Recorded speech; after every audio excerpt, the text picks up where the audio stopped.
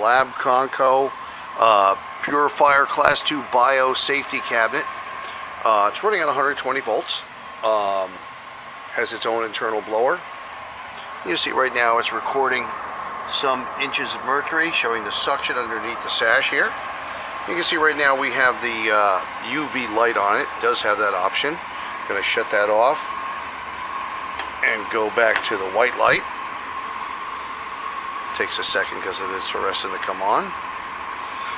It has an outlet switch up here, power and unpower or turn your accessories off that are running from any of the 4 plugs inside the chamber. Of course, you can turn the blower off.